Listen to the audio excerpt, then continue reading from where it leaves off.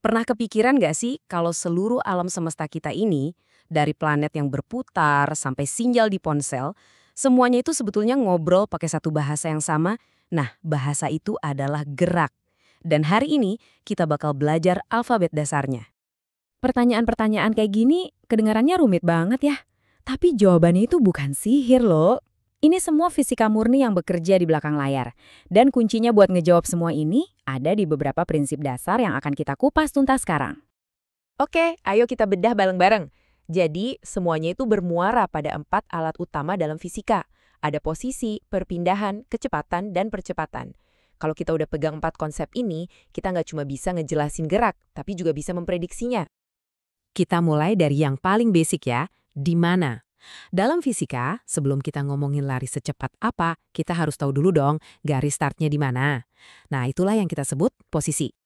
Jadi posisi itu bukan cuma sekedar bilang di Bandung, tapi lebih spesifik misalnya sekian kilometer di sebelah utara dari Monas. Harus ada titik acuannya, titik nolnya. Tanpa titik acuan itu, kata di sana jadi nggak ada artinya sama sekali. Dan ini bukan cuma teori di buku loh.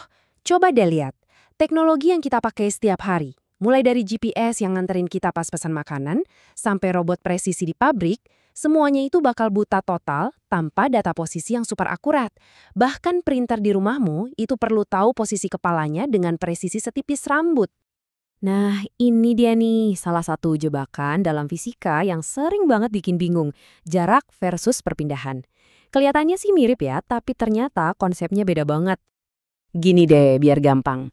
Bayangin, jarak itu kayak total langkah yang dicatat sama smartwatch kamu seharian. Muter-muter di kantor, jalan ke kantin, naik turun tangga. Angkanya pasti gede. Sementara perpindahan, itu cuma satu. Seberapa jauh meja kerjamu dari pintu depan. Udah, gitu aja. Cuma garis lurus. Nggak peduli tadi kamu lewat mana aja. Kutipan ini bener-bener ngejelasin semuanya. Perpindahan itu istilahnya to the point. Dia nggak peduli drama perjalananmu, atau kamu sempat mampir beli kopi dulu di mana. Yang penting cuma di mana kamu mulai dan di mana kamu finish. Titik. Contoh paling jelas ya, perjalanan Bandung-Jakarta ini. Kamu bisa lewat tol yang jaraknya 140 kilo atau muter lewat puncak yang hampir 180 kilo. Odometer di mobilmu pasti nyatet angka yang beda-beda kan? Nah, itulah jarak. Tapi kalau kita tarik garis lurus di peta dari Bandung ke Jakarta, panjangnya ya tetap segitu-gitu aja, sekitar 115 km ke arah barat laut. Itulah perpindahannya. Nggak berubah. Sama juga kayak dari ITB ke Gedung Sate. Kalau aja kita bisa terbang lurus kayak Superman, perpindahannya cuma 1,53 km. Tapi, ya karena kita harus ngikutin jalan raya dan belokan, jarak tempuh aslinya jadi 1,7 km. Jadi ingat ya, perpindahan itu rute ideal, sementara jarak itu rute realita.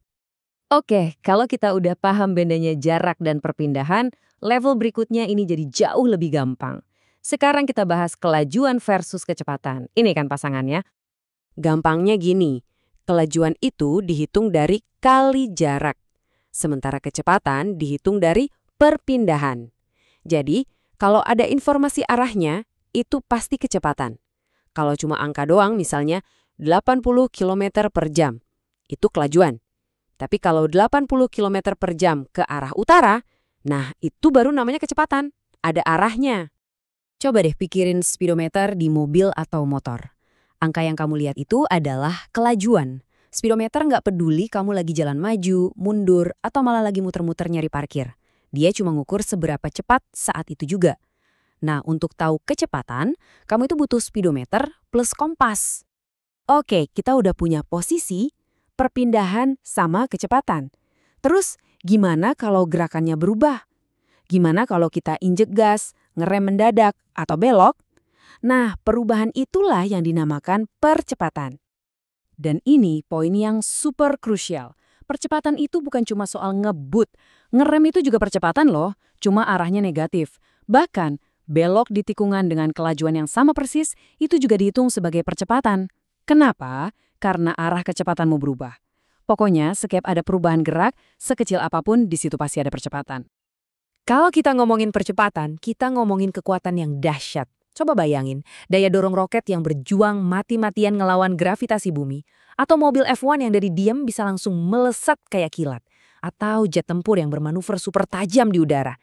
Itu semua adalah pertunjukan kekuatan dari percepatan. Nah, sekarang ayo kita sambungin semua titiknya dan kita balik lagi ke pertanyaan awal tadi. Gimana caranya ponsel kita bisa tahu lokasi persisnya? Disinilah semua konsep yang kita bahas tadi bekerja sama dengan cantik. Jadi begini cara kerjanya, simpelnya. Pertama, ada puluhan satelit di atas sana yang terus-terusan nyiarin posisi mereka yang super presisi. Ponselmu kemudian dengerin sinyal dari beberapa satelit dan ngukur seberapa lama sinyal itu nyampe. Nah, karena sinyal itu bergerak dengan kecepatan cahaya yang konstan, ponselmu bisa ngitung perpindahan atau jarak lurus ke tiap satelit. Dengan data jarak ke beberapa satelit ini, ponselmu melakukan triangulasi buat nemuin satu titik di bumi, yaitu, ya, tempatmu berada. Keren banget kan? Jadi, inilah poin utamanya. Posisi, perpindahan, kecepatan, dan percepatan itu bukan cuma sekedar hafalan rumus buat ujian di kelas fisika. Mereka ini adalah bahasa programan alam semesta yang kita manfaatkan buat ngebangun teknologi paling canggih, dari Google Map di tangan kita sampai pendaratan roket otomatis di planet lain.